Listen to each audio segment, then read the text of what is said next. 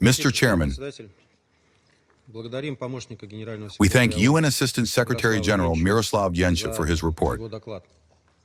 However, unfortunately, it is not sufficiently up to date. You did not mention that today we circulated our letter concerning assessments of the German letter, which you referred to, and the issues of the German investigation. I believe for the completeness of the picture, it is also important to take this into account.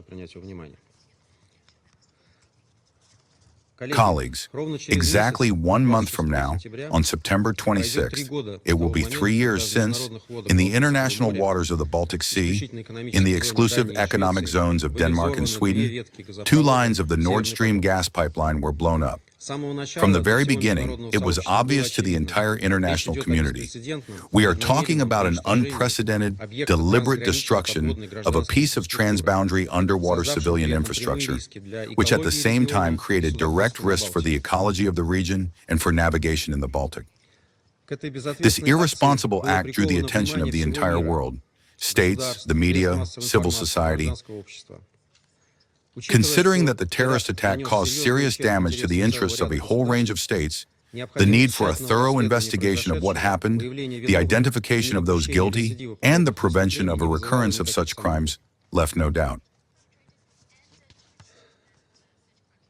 Against this background, we, along with a whole range of other colleagues, were entitled to expect from Germany, Denmark, and Sweden, which had launched their national investigative actions, corresponding efforts and cooperation with all the parties involved.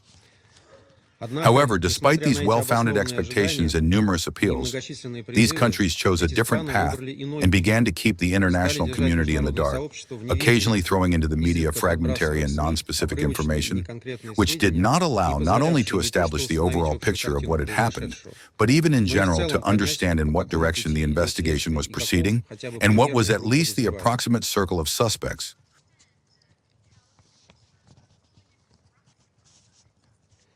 All this was done under the pretext of the need to ensure the confidentiality of the investigation. This was very strange, since these suspects were not hiding and were even boasting of their involvement in the terrorist attack. At the same time, to cooperate in the matter of investigating the terrorist attack, either with the Russian Federation or within the framework of possible international efforts, all 3 states persistently refused. In parallel, further reinforcing suspicions that a serious investigation was not in their plans, the allies of the 3 mentioned states from the Western camp, including in the Council, repeated like a mantra the same theses.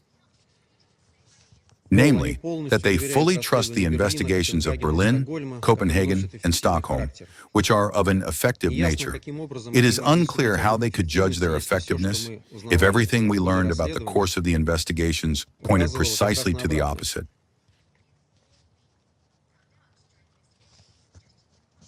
At the same time, they hysterically criticized the initiatives of Russia and a whole number of other countries, including members of the Security Council, to conduct an international investigation under the auspices of the UN, which, in our deep conviction, could only have complemented and coordinated efforts at the national level and in no way would have harmed them.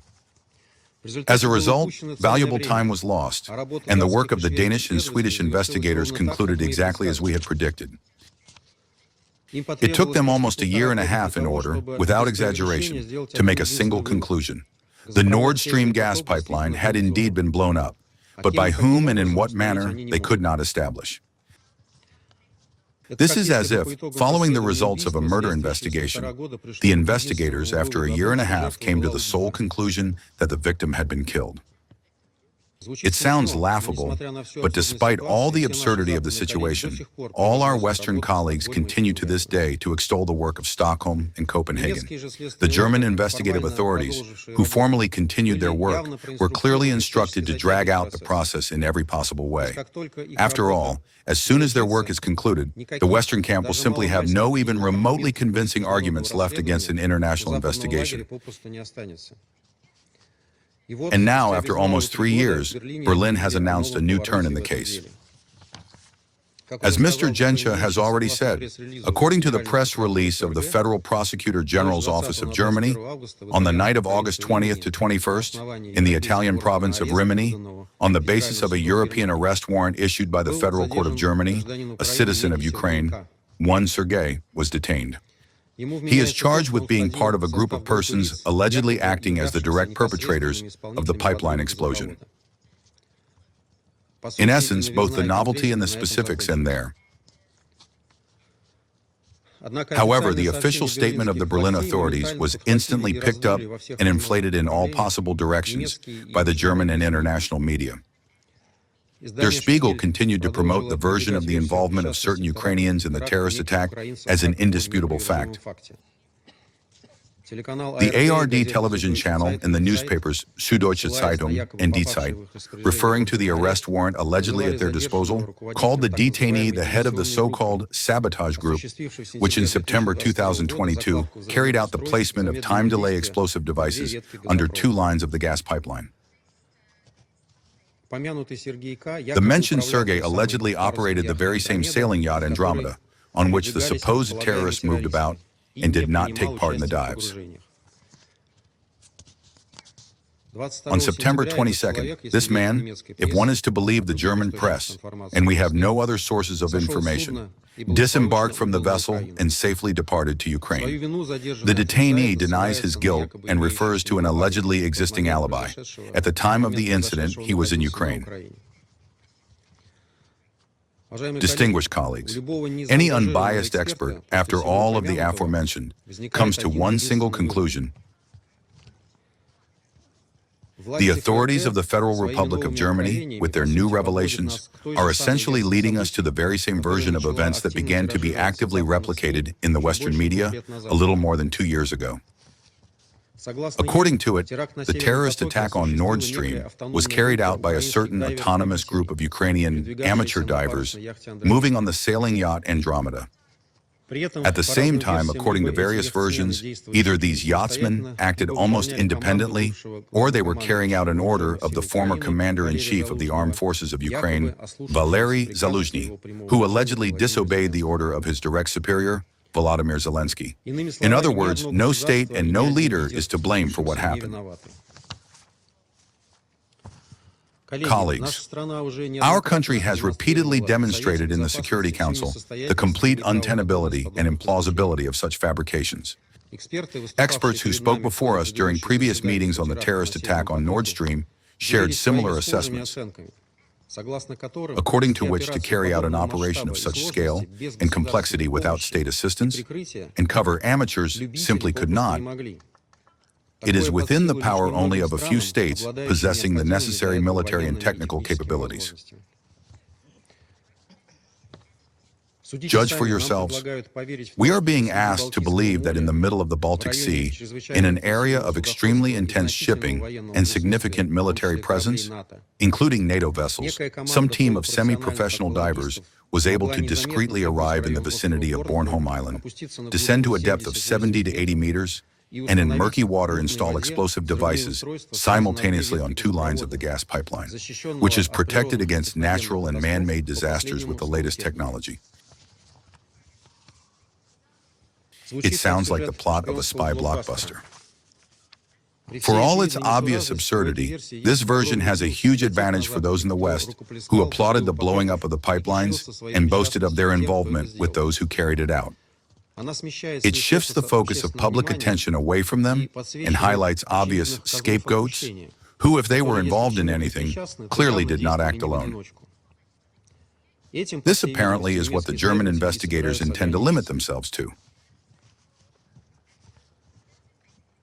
It is telling that this version of events began to be introduced into the Western discourse about 2.5 years ago, immediately after the famous American journalist, Pulitzer Prize laureate Seymour Hersh, published his investigation, in which he presented numerous testimonies and arguments pointing to the direct involvement of the administration of former U.S. President Joe Biden in the organization and execution of the crime.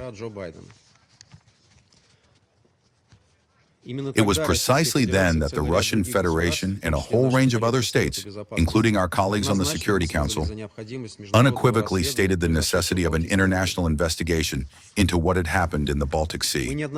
We have repeatedly shared with the Council our observations that the promotion of such a narrative bears all the hallmarks of a coordinated media campaign.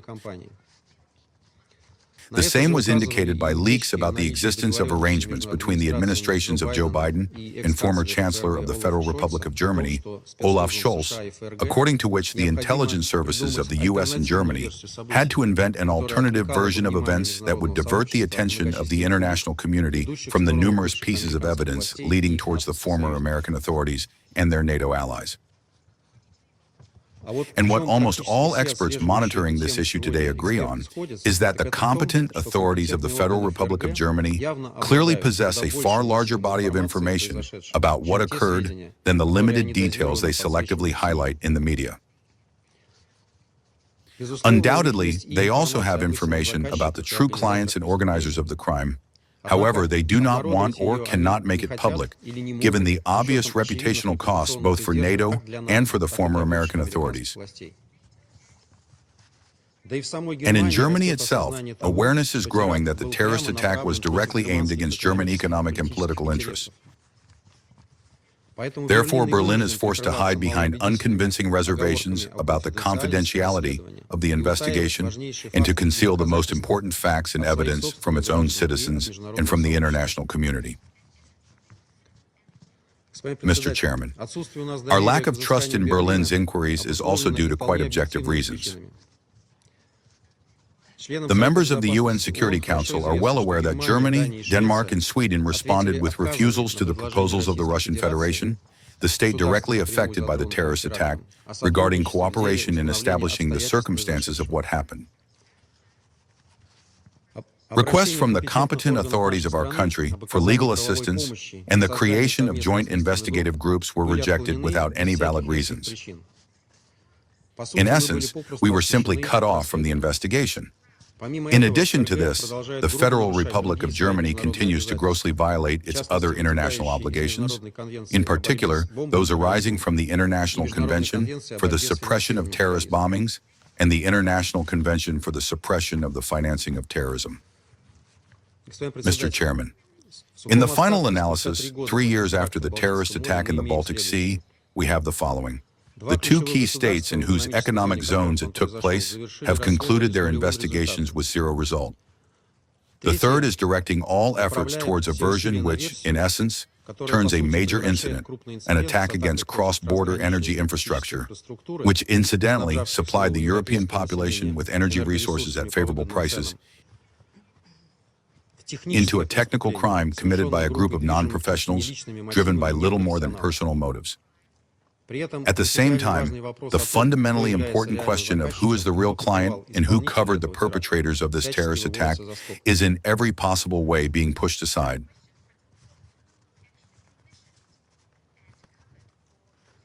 It seems that if the Danish, German, and Swedish investigators were to conduct an investigation in such a manner with regard to any other case important for the Western elites, the public, including in Europe itself, would accuse them of unprofessionalism and would be absolutely right. But in the Security Council, we see the opposite, surreal picture. Our Western colleagues extol their investigation as effective, with the sole aim of dragging out this issue and preventing the truth from being established.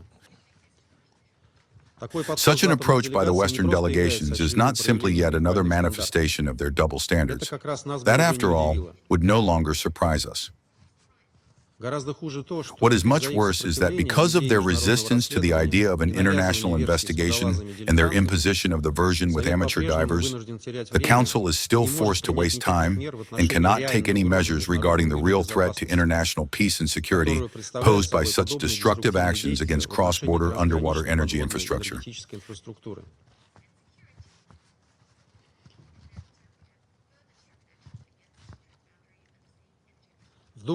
Just think what an encouraging signal the inaction of the Council sends to terrorist organizations, which not only received a ready-made manual on how to organize such an explosion, but also see that there will be no reasonable reaction from the international community to this, nor any accountability for the clients. If there is no progress in the discussion of the Nord Stream's issue in the Council, recurrences in other regions of the world cannot be excluded, and the responsibility for this will lie with all members of the Council. We call upon its reasonable part to reflect on this, and upon the authorities of the Federal Republic of Germany not to attempt to hide the truth behind a veil of secrecy, but to demonstrate a commitment to genuine cooperation and to provide the full information at their disposal. We also expect that the delegation of the Federal Republic of Germany will participate in the meetings of the Council on this topic and not limit itself to formal written replies, and will tell all of us how the investigation is progressing. If it is necessary to preserve confidentiality, then such a discussion can also be held behind closed doors. The main thing is that the Council should have the fullness of information and be able to take decisions on its basis. The corresponding proposals of the Russian Federation and our like-minded colleagues remain on the table. We call upon all colleagues to support them so that the Security Council can fulfill its key task of maintaining international peace and security. I thank you for your attention.